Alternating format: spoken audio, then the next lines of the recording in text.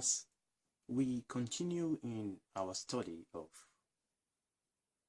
the gospel, I'm trusting the Lord that He will expand our understanding, literally, because oftentimes we've been limited in our understanding, in our appreciation, in our outlook of what the gospel is. And oftentimes people feel that they need to add something to the gospel. A lot of this is because we really don't understand what the gospel is. And oftentimes it's because we don't understand what the problem is. Listen to me. God knew and God knows what the problem is. God knows the problem of humanity. God knows the problem of man and women. God knows our predicament. You know, when you go to a doctor or when you go to a mechanic, you have, let's use a mechanic. You have a fault with your car or with your bicycle, and you take it to the repairer. They will first of all diagnose what the problem is, and then they will apply the right solution to fix the problem.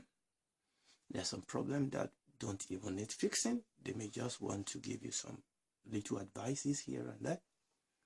There are some problems that just need a little bit of tinkling with things here and there, just a little bit of tightening of knots here and putting some bolts here and there.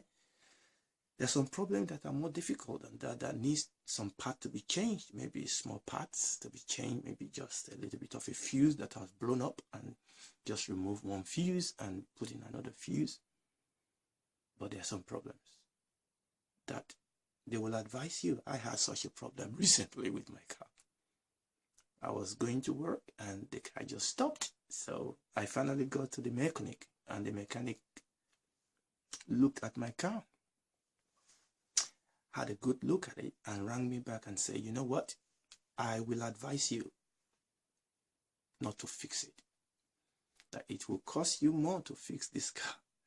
The best thing is for you to get another one. What am I saying here? God has diagnosed our problem. And God has prescribed the right solution for our problems.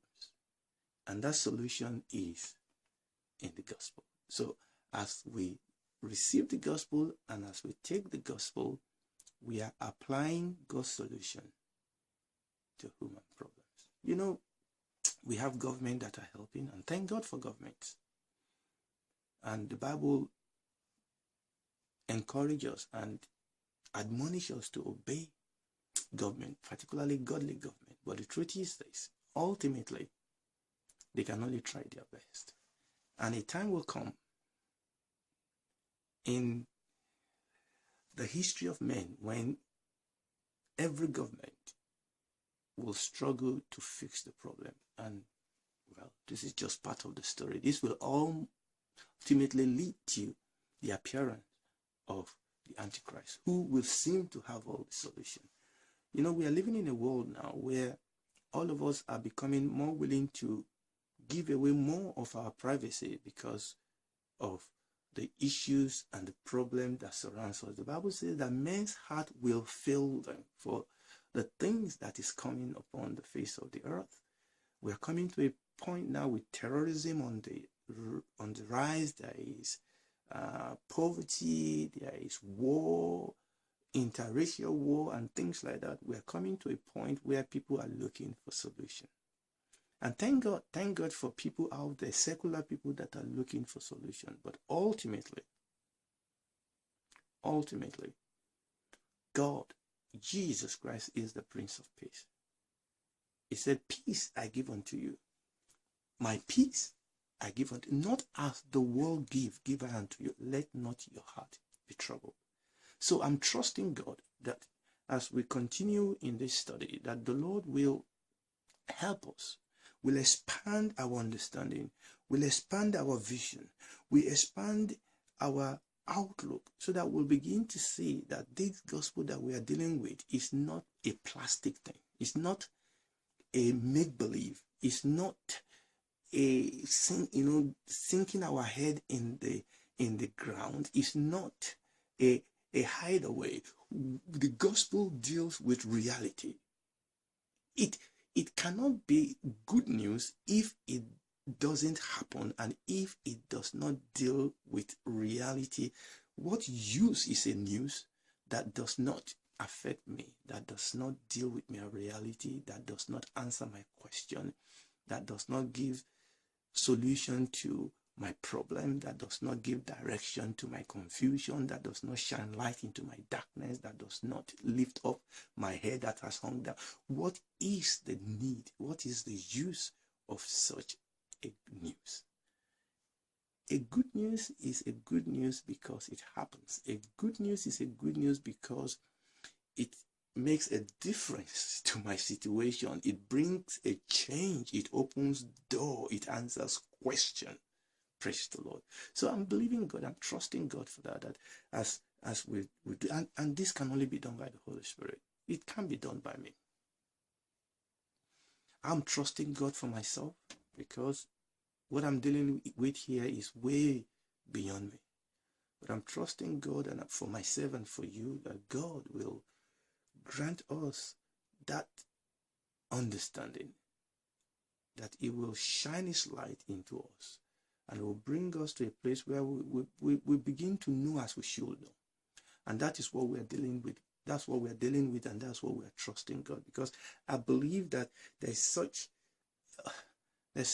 a parochial understanding of what the gospel is, and that is what has given rise to the weakness and also people trying to add things to the gospel.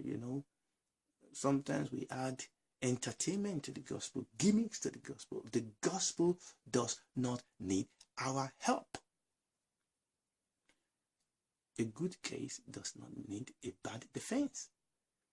The gospel is God's power unto salvation. All God is asking us to do is to receive it, assimilate it, understand it. Let that gospel affect us. Let it become your gospel. It's interesting when you read the writing of Paul. He said my gospel. You see, until the gospel become my gospel. In other words, I locate myself in it. It is not something external. I am in the gospel. The gospel is in me. The gospel is affecting me, changing me. And when it becomes my gospel, then it begins to shine out of my life. Praise the Lord. So it is very, very important for us to have, as it were, a revival of our knowledge of what the gospel is all about. Now, I'm going to try and move this forward a little bit today. I mentioned this very briefly, I believe, in the first clip. In moving forward, I just want to run through some, as you read the scripture and that talks about the gospel, you will notice that it always comes in compound form. And sometimes you just talk about the gospel, like we read in Romans chapter 1, but it's talk about, I'm not ashamed of the gospel of our Lord Jesus Christ. So when you read the scripture, you will see all these descriptive phrases that the Bible uses, and all these descriptive phrases, show us different facets. It's still the one gospel. And remember what I said, everything is in this gospel. The gospel is a well of wealth. It's like a diamond that you can see various views as you look at it from various contexts. So these descriptive phrases, they bring us some aspect of the gospel that is being stressed in the various places that you see this descriptive phrases concerning the gospel. So when you read, you will see something like the gospel of God, the gospel of Jesus Christ. You will see the gospel of God's Son, the gospel of the kingdom, the gospel of the grace of God, the gospel of the glory of Christ, the gospel of peace. As you read scripture, you will read something about the eternal gospel. So as you read the scripture, you get your concordance, okay? And you don't even need concordance nowadays. You have an electronic Bible in your phone, in your tablet, punch in the gospel, limit the search to the New Testament, or you can run it through the old Bible, and it will bring out for you everywhere that the word gospel is used in the scripture, and you can go through it, and you will see all these multifaceted sense in which the gospel is used in the Bible, and you can look at all these descriptive terms that is used along with the gospel, and it shows us different facets and different aspects of the gospel. Praise the Lord.